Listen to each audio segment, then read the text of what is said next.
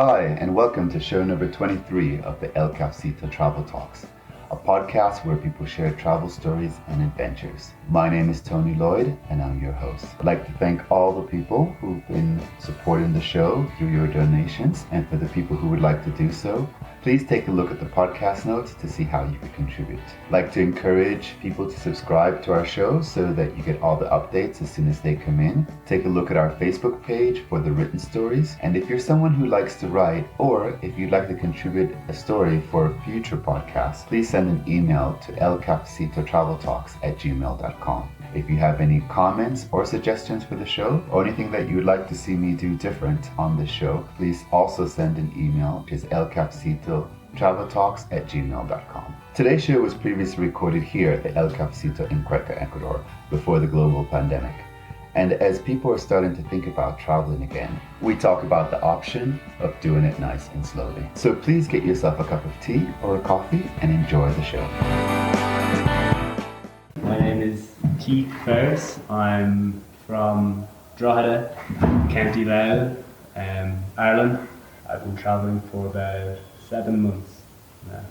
What made you decide to come on the road? What made you decide to travel? Where did the travel bug get you? At what moment? I would say, if I could put a time on it, midway through when I was studying for my master's degree. It was 12 months in total to get, and I'd say after about 6 months of,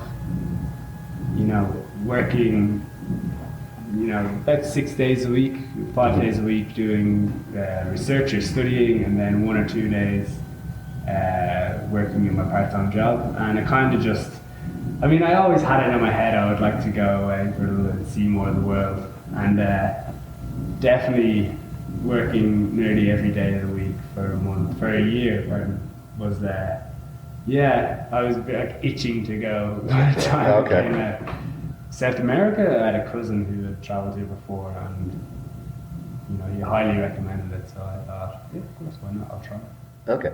And the other people, the other friends and families, what did they have to say about you making this move to come to travel in South America?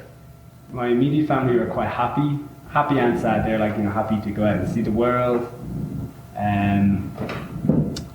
But obviously, where I'm from, there's a little bit of stigma associated with South America for people who are almost naive to the reality of what it's like to live here. They think, oh, it's very dangerous, you're going here alone, why are you doing this, why are you going there? Very common, but yeah, it's very true. It's a fear that most people have. Yeah, that was probably the initial reaction. It's like, oh, why are you going there? But then, once I got there and I sent them a few pictures, they were put to ease, so no problem at all. Okay. Theme for today is slow traveling. There's a lot of people who usually within a month they might see 2 or 3 countries. However, Keith, you've been in Colombia and Ecuador now over a period of 8 months, right? Roughly, yeah, 7 to 8. Okay. Explain to us what you've been doing in those 7 to 8 months and why you chose to spend 7 to 8 months to see 2 countries versus 7 to 8 months to see a whole continent. So in the last 8 months, I did hurry through Colombia in about a month and a half, and the rest of my time has been spent working mostly volunteering in different parts of Ecuador. A little bit of traveling too. Working in hostels, volunteering in El Cafecito in Quito and in Cuenca, and a short stint working in the rainforest in Cuenca. Okay.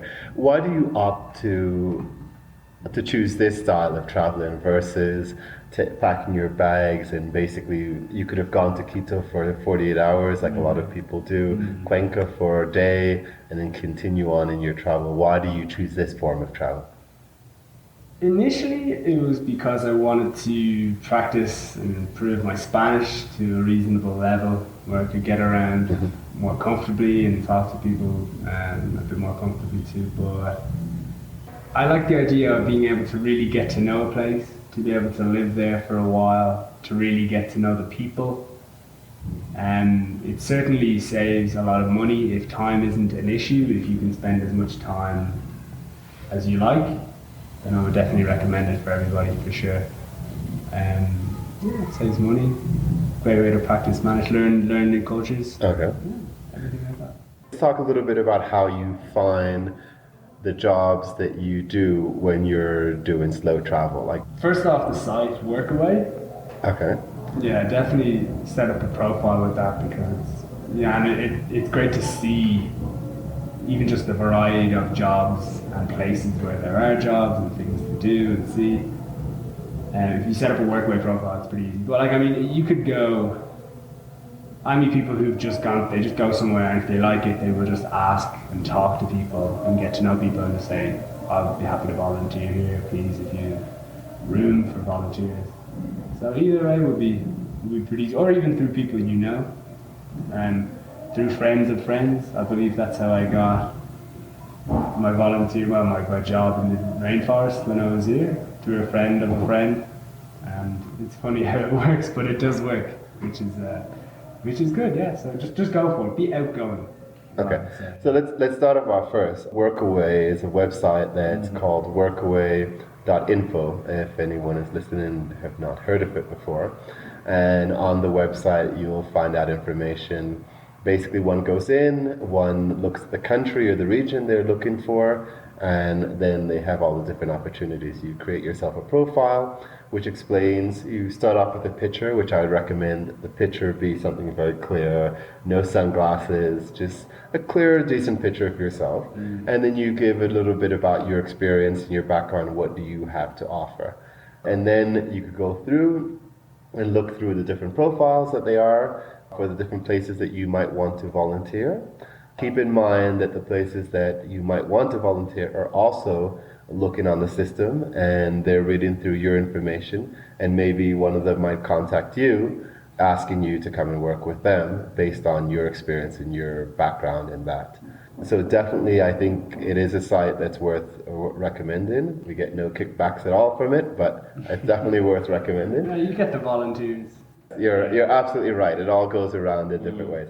But the other thing, like you just said, I think a lot of people don't realize that it is just very easy to show up in a town or a city or a village in something in an area in which you feel comfortable. So if it's a small village and that's the area you feel comfortable and you want to walk up to the school and say to them, look, I'm here, I have this ability, how could I help you? And where do you need help? And you'll be surprised how many people are willing to say right away, yes, we could use your help in this and this way. Be flexible that you might not live, obviously you're in a different culture, in a different place, and you might not be having the same living conditions that you have at home. For sure, yeah. Definitely, and I think that's a key factor if somebody is really with the idea that this is what they want to do. And as you said, through friends of friends, I think it's important to also Get to know people. Exactly. People, after a while, getting people who often just, would you be interested in going here? Or I have a friend who has a friend here or who wants to work there. They're looking for people, and you end up rejecting offers at places. So yeah, be outgoing and look, like seek and you will find. Okay, very good advice. Another thing that I think a lot of people have difficulties with is when you're in this environment, as you said, talk to people. How do you do it? How do you, I know it sounds like to yourself, and I know that sometimes when people really are outgoing, they're like, oh, but it's really easy. But for a lot of people, it's not that easy. Of course. Okay, so what could you say to those people? Yeah, it all starts with a nice hello, how are you? Or I don't know, something you can try and discover, some common ground you can build upon, or some connections. Because typically people that you meet here in hostels, they're relatively similar. They're often taking the decision to travel by themselves. They have their own money, perhaps their own career, and for me, that's how I feel about myself. So I feel like you can often relate to people quite easy, and people, they're not they'll say hello back, they will say hi, how are you, and then you just, I don't know, ask a few questions, open up. It just takes a leap of faith. You got to jump in and say hello, and you'd be surprised. You end up really getting so close to some people that you never thought you would in a million years be excellent friends with, and you might travel off to a place and have a great experience together, and it's incredibly good. It's great for bonding, but it just starts with like a friendly "Hi, how are you?" kind of thing. Do you, at the top of your head, might you have a story that you could share with us about just walking up to someone saying hello, and then the next thing you know, for your next little few days? It was maybe 2 weeks in when I had gotten to Santa Marta in northern Colombia. I arrived late, so I didn't really get to meet anyone during the day. So the next morning at breakfast, I sat down on my own, but then an Argentinian girl had sat across from me, and I tried my terrible Spanish. She had no English, but it was funny because,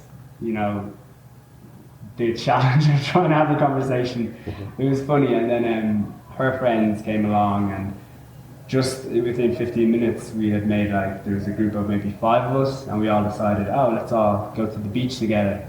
Okay. And we went to the beach for the day, all had a great day together, and then we came back, and I think we spent the next 4 days all sort of hanging together as a nice good group in the same place. Two or more of the guys, a German guy and a Spanish guy, and the 3 of us ended up actually traveling then for another 2 weeks together. Okay. And hitting the road together. They're just cool dudes. We clicked, and that's how it happened. Just one day at breakfast, and then there you go. Friends for life. Exactly, and that's exactly how it happens. So let's go back a little bit about some of the travels that you've done, since we are talking about slow travel today. And you mentioned about your experience in the Amazon jungle, or you said it really quickly. Let's talk a little bit about that. Okay, imagine you're calling up your best friend back home. How did you explain to them what you were doing, and how do you explain how? I had to do that a few times, and it was kind of hard. They were seeking someone who, was a native English speaker, first of all, who also understood enough Spanish to be able to work there, and who has a background or is interested in biology. And of course, I matched that description quite well. What was your master's in? Biological engineering. Would be very interesting to me, and incredible to see. And I would definitely recommend the rainforest for anyone else who shared that interest. Initially, I was just they were taking me to jungle. I was just learning sort of how these tourist lodges operate, and the manner in which they work, the way you have to deal with people, and then obviously learning about the rainforest itself, and from the geology to the plants and the animals, the many plants and animals, and the indigenous cultures that live there, and everything you want to know about the jungle. You kind of needed to learn, and you pick it up surprisingly quick. It's the wildest classroom you'll ever go to. And you learn, if you see an incredible bird, you really remember it because it's incredibly striking, and it's like a first-hand account, and you remember the name and you learn about it, and it's incredible. Definitely the wildest job I've ever had. You're cut off from social media, you're cut off from the internet and mobile phones entirely.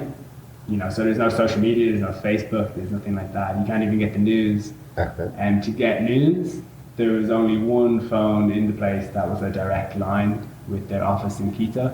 So unless you asked someone who happened to call from Quito during the day, you didn't discover what happened in the world, or what was going on, or what happened in football, or whatever.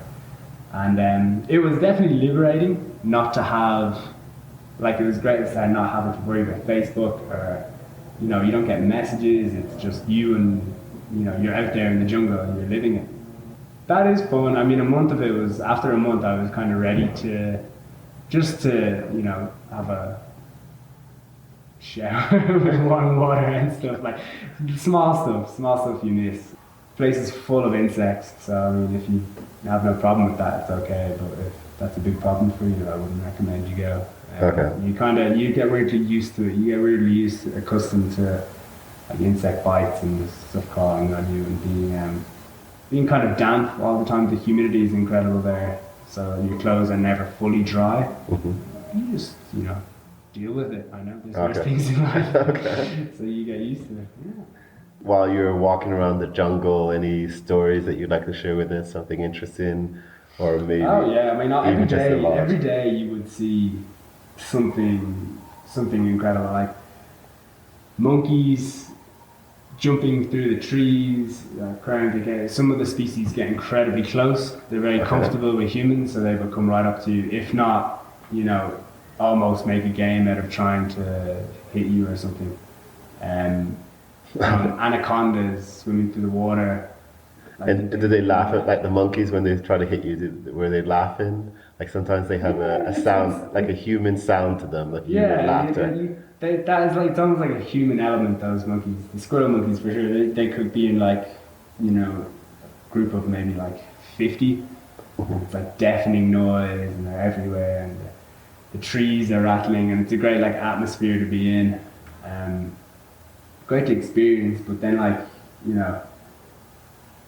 you might be going to bed and there'll just be a tarantula on like your door or like on your window or just in your room, and that's just it. You just I won't touch you. Yeah, just stay away, and it doesn't want to hurt you. Like we would go to the boats, or you like there would be anacondas just sitting in the sun, digesting whatever they had just eaten, and another human being maybe. Typically, no. There are stories, and for sure there are. The old indigenous lady that would work in the lodge too would be telling me stories about, one day a tourist put his leg out of the canoe when he fell asleep, and a caiman came off and bit his leg off and stuff. And you hear stuff about jaguars. This place is loaded with different types of jungle cats. They're very rare to see. They're crepuscular. They just, dusk and dawn is when they primarily, or nighttime. And, incredible camouflage. They don't want to be seen. But there are the odd, story of, this guy was attacked by a puma or a jaguar or something. But in general, I was told that most of the animals will not attack you unless you provoke them. No. You don't touch. You're just there to observe. You don't touch the nature. You don't try and poke it with a stick to move.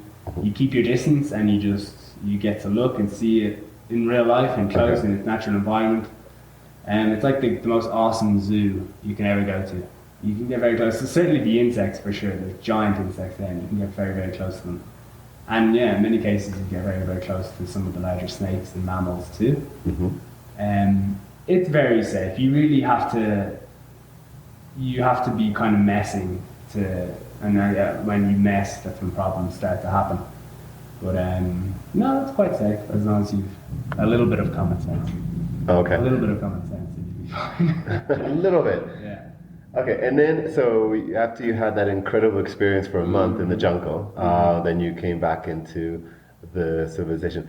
For somebody who might be listening to us, pondering the idea of doing slow travel, could you give us 2 or 3 words of advice for them? Just go for it. Just go for it. Okay. Be yourself. Be flexible. Open-minded. Be prepared to maybe step out of your comfort zone a little bit, and you find out that your comfort zone, the boundary of your comfort zone, might be a little bit further than you initially thought, and you might really enjoy yourself. You never know. Okay. And what are your next plans? You're here now in Cuenca, Ecuador, and what's next for you on the list? I'll be going to Mancora, Peru. Small little surfing town on the coast of northern Peru, and from there I'm going to see how it goes. I'm considering volunteering there for, I guess it'll probably be 3 weeks. Then I intend to just travel down until I get to the southern part of Peru. Other than that, I'm just going to take it easy and see how it goes. I mean, and if I was to find a nice place that I liked, with people I liked, I would happily stay there. And I'll just say, I can stay here for a little while. Okay. And I think that's an important thing about slow traveling, is that when you find your place, your niche, you're like, okay, let me stay and absorb a bit of the culture in this area. And I think that's the key thing about what slow traveling is. Yeah, you really, and it's the people too, as well as the place. And when you find a place you really, really like, if you have good people with you all the time, it just makes it so easy to stay and spend a lot of time there. Okay. Well, thank you. Thank you for taking the time. Thank you for sitting here with us. And If it helps someone, I'm happy to do it. Thank you for listening in. Hope you enjoyed today's show. If you'd like to get a hold of Keith, please take a look at our podcast notes for his details. And again, I would like to remind everyone that if you'd like to contribute to our podcast through donations, this information is also in our podcast notes. Take a look at our Facebook page for the written stories. And if you're someone who likes to write or would like to contribute to a future podcast, please send us an email at elcafecitotraveltalks@gmail.com. Any comments or suggestions that you have could also be sent to that same email, which is elcafecitotraveltalks@gmail.com. As always, I look forward to seeing you here at the El Cafecito in Cuenca, Ecuador, or in our sister location in Quito. Bye for now, and please take care.